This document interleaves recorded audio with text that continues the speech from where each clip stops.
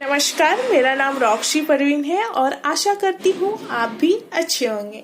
तो आइए चलते हैं वीडियो की ओर। नमस्कार, आज हम लेसन प्लान यानी पाठ योजना को देखेंगे। आज का जो हमारा टॉपिक है, यहाँ पर प्रकरण जो है वो है मताधिकार। तो ये सारा लेसन प्लान मताधिकार टॉपिक पर बनाया गया है और दूसरे टॉपिक से संबंधित लेसन प्लान को आप प्लेलिस्ट में जाकर वहाँ से देख सकते हैं। विषय जो है हमारा वो है सिविक्स, नागरिक शास्त्र, और टॉपिक हो गया हमारे यहाँ पर मताधिकार।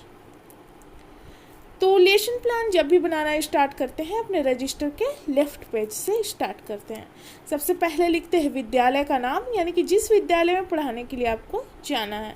फिर अपना नाम लिखेंगे, फिर आपका क्रमांक क्या है, फिर विषय हो जाएगा यहाँ पर आपका नागरिक शास्त्र, और प्रकरण हो जाएगा मताधिकार यानी टॉपिक जो है, और किस क्लास के लिए है तो 7th क्लास के लिए, और कितने अवधि तक आपको पढ़ाना है वो लिखेंगे, और किस घंटी में, और डेट क्या है, और आपका सत्र कौन सा चल रहा है वो चीज़ को यहाँ पर आप लिखेंगे। फिर उसके बाद सामान्य उद्देश्य आता है। तो समान उद्देश्य जो होता है हमारा विषय से संबंधित होता है। समान उद्देश्य के बाद विशिष्ट उद्देश्य आता है, जो कि विशिष्ट उद्देश्य हमारा प्रकरण से संबंधित होता है, यानी कि जो हमारा टॉपिक है। तो समान उद्देश्य में हम लगभग 4 या 5 पॉइंट लिखेंगे।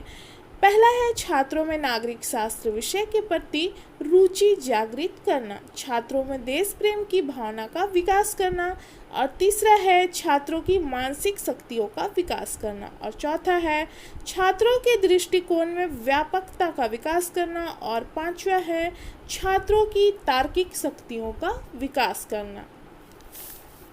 उसके बाद हमारा विशिष्ट उद्देश्य आता है, तो इसमें भी हम 5 पॉइंट डालेंगे। पहला है छात्र मताधिकार के बारे में जान सकेंगे, दूसरा छात्र मताधिकार के विषय में व्याख्या कर सकेंगे, और तीसरा है छात्र मताधिकार से संबंधित नियमों के विषय में जान सकेंगे, और चौथा है छात्र मताधिकार से संबंधित विषय को चार्ट द्वारा प्रदर्शित करने का कौशल विकसित कर सकेंगे, और पांचवा हो जाएगा हमारा छात्रों में मताधिकार से संबंधित पत्र पत्रिका को पढ़ने की रुचि उनमें विकसित हो सकेगी। अब उसके बाद हम अगला पेज में आते हैं, राइट पेज में। यहाँ पर लिखेंगे सहायक शिक्षण सामग्री, यानी कि पढ़ाने के दौरान आप किन सामग्री का प्रयोग करेंगे उस चीज़ को यहाँ पर लिखेंगे। तो चौक, डस्टर, मॉडल, चार्ट, संकेतक व अन्य शिक्षण सहायक सामग्री। अब किस विधि का आप प्रयोग करेंगे तो यहाँ पर हो जाएगा व्याख्यान एवं प्रश्नोत्तर विधि, और पूर्व विज्ञान में हो जाएगा कि छात्र जो है मताधिकार के बारे में सामान्य जानकारी रखते हैं, और वर्ग व्यवस्था में हो जाएगा छात्र अध्यापक या अध्यापिका जो है अपने सुविधा के अनुसार वर्ग को व्यवस्थित करेंगे। उसके बाद प्रस्तावना आता है, यहाँ पर 2 कॉलम बनता है। प्रस्तावना में एक छात्र अध्यापिका कथन और एक छात्र संभावित उत्तर। ये प्रश्न और उत्तर दोनों एक दूसरे से संबंधित होता है, और लास्ट में हमारा जो प्रश्न है उसमें टॉपिक निकल कर आना चाहिए जिस टॉपिक को हमें पढ़ाना है।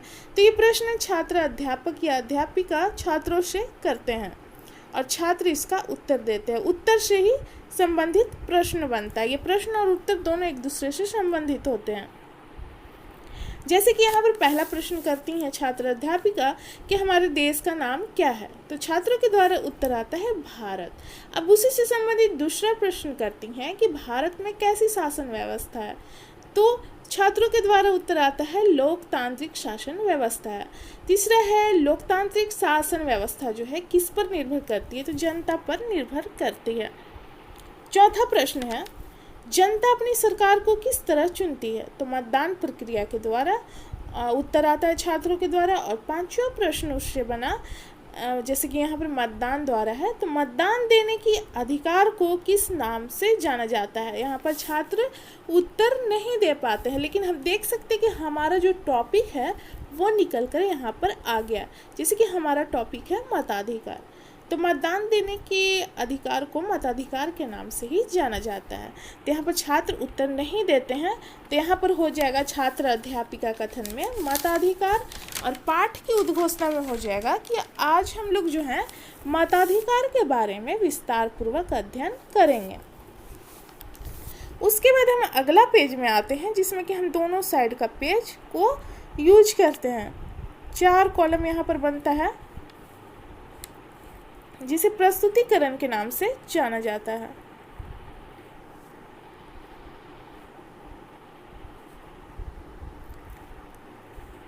एक है शिक्षण बिंदु का और दूसरा है छात्र अध्यापिका क्रियाशीलता का, तीसरा है छात्र क्रियाशीलन का और चौथा है श्यामपट्ट कार्य। तो शिक्षण बिंदु जो हमारा टॉपिक से संबंधित रहेगा वो पॉइंट रहेगा और उस पॉइंट की व्याख्या यहाँ पर रहेगा छात्र अध्यापिका क्रियाशीलता में, यानी कि क्लास में जिस तरह से छात्र अध्यापक या अध्यापिका ने व्याख्या दिया है उस चीज़ को लिखेंगे। और छात्र क्रियाशीलन में छात्रों का व्यवहार किस तरह का है, किस तरह का वो उत्तर दे रहे हैं, अगर उनसे प्रश्न पूछा जा रहा है पढ़ाने के बाद तो वो किस तरह का उत्तर दे रहे हैं उस चीज़ को लिखेंगे। और श्यामपट्ट कार्य यानी कि आप पढ़ाने के दौरान पॉइंट को लिखते हैं ब्लैक बोर्ड पर, उस चीज़ को यहाँ पर आप लिखेंगे। तो मताधिकार के बारे में पहले जानेंगे कि है क्या। भारतीय संविधान के अनुच्छेद 325 और 326 के अनुसार प्रत्येक वयस्क नागरिक को, यानी कि जो पागल या अपराधी ना हो, उनको मत देने का अधिकार प्राप्त है। किसी भी नागरिक को धर्म, जाति, वर्ण, संप्रदाय अथवा लिंग भेद के आधार पर मत देने से उनको रोका नहीं जा सकता है। मताधिकार को अंग्रेजी में सफ्रेज कहते हैं, जिसकी उत्पत्ति लैटिन भाषा के साथ शब्द सफारगारी शब्द से हुई है। सफारगारी, जिसका तात्पर्य है मत देना। इस प्रकार मताधिकार का अर्थ नागरिक के उस अधिकार से है जिसके द्वारा वह अपने प्रतिनिधि का चुनाव मतदान के द्वारा करती है, जो राज्य का शासन चलाते हैं। अब जो यहाँ पर बताया गया उसी से संबंधित प्रश्न करती हैं छात्र अध्यापिका कि किस अनुच्छेद के अनुसार नागरिकों को मताधिकार प्राप्त है। तो छात्रों के द्वारा उत्तर आता है अनुच्छेद 325 और 326 के अनुसार नागरिकों को मताधिकार प्राप्त है। यहाँ पर छात्र क्रियाशीलन में देख सकते हैं कि छात्र जो है ध्यानपूर्वक कक्षा में छात्रा अध्यापिका द्वारा पढ़ाए जा रहे कथनों को सुनेंगे। तो यहाँ पर श्यामपट्ट कार्य में देख सकते हैं कि जो मताधिकार है इसका वर्णन अनुच्छेद 325 और 26 में किया गया है। इसे अंग्रेजी में सफ्रेज कहते हैं, जिसकी उत्पत्ति लैटिन भाषा के शब्द सफारगारी से हुई है, जिसका अर्थ होता है मत देना। और हम क्या देखते हैं कि मताधिकार के माध्यम से प्रतिनिधियों का चुनाव किया जाता है। जनता वोट देती है और अपने प्रतिनिधियों को चुनकर सरकार बनाती है। अब योग्यता क्या होना चाहिए मत देने के लिए, जो जनता है उनमें योग्यता क्या होना चाहिए।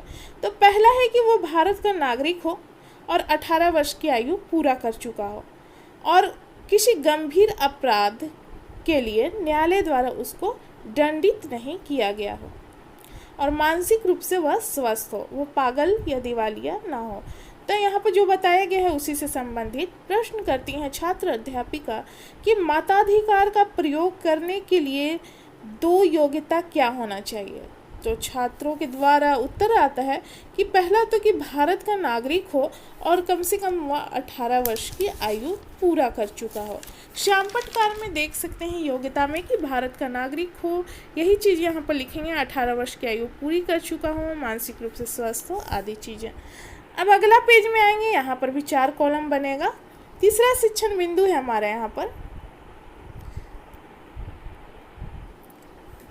मताधिकार के लिए समानता।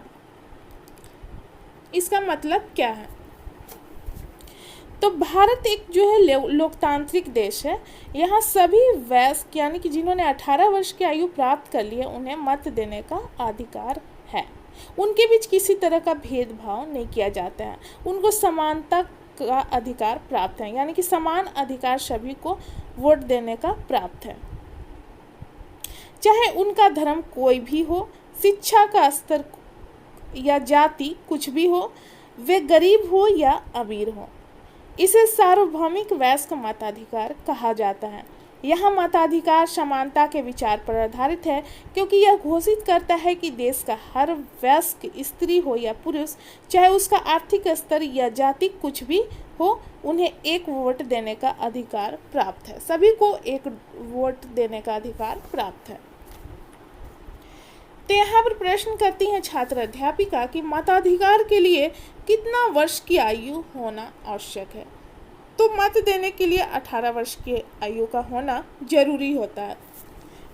छात्र क्रियाशीलन में देख सकते हैं कि कक्षा में छात्र अनुशासित रहकर छात्र अध्यापिका द्वारा पूछे जा रहे प्रश्नों का उत्तर देंगे। और श्याम पटकार में देख सकते हैं कि जो मताधिकार की समानता है, यहाँ पर इसका मतलब है कि सभी को एक वोट देने का समान अधिकार प्राप्त है। उनके बीच जाति, धर्म, लिंग व आर्थिक स्थिति, यानी चाहे वो अमीर हो या गरीब हो, आदि के आधार पर किसी तरह की भेदभाव नहीं किया जाता है। चौथा शिक्षण बिंदु है यहाँ पर मताधिकार का महत्व। मताधिकार के कारण सरकार और जनता के बीच सामंजस्य पैदा होता है, जो शासन की कुशलता के लिए आवश्यक होता है। वयस्क मताधिकार से नागरिक की प्रतिष्ठा में वृद्धि होती है।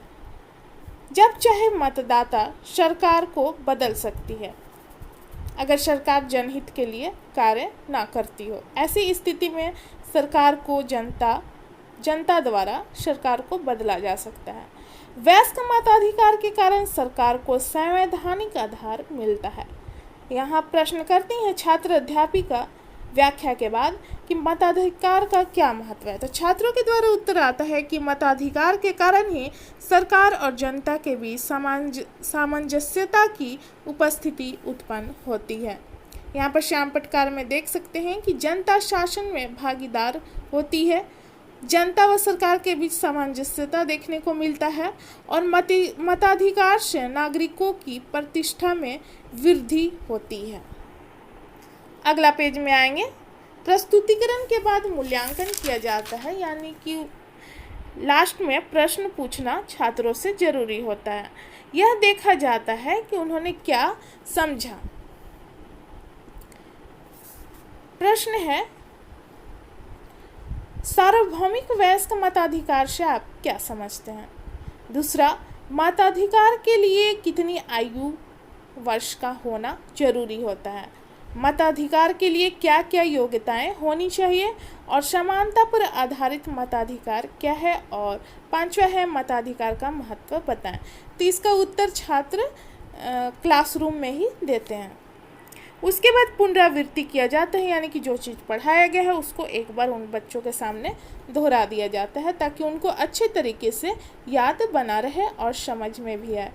मताधिकार के द्वारा जनता अपने प्रतिनिधियों का चुनाव मतदान द्वारा करती है, जो राज्य के शासन चलाते हैं। सभी जनता को यहाँ पर समान रूप से एक वोट देने का अधिकार प्राप्त होता है। उनके बीच जाति, धर्म और लिंग के आधार पर किसी तरह का भेदभाव नहीं किया जाता है। 18 वर्ष की आयु जिन्होंने प्राप्त कर ली है, सभी नागरिकों को समान रूप से मत देने का अधिकार प्राप्त हो, लेकिन उसका मानसिक रूप से स्वस्थ होना जरूरी होता है।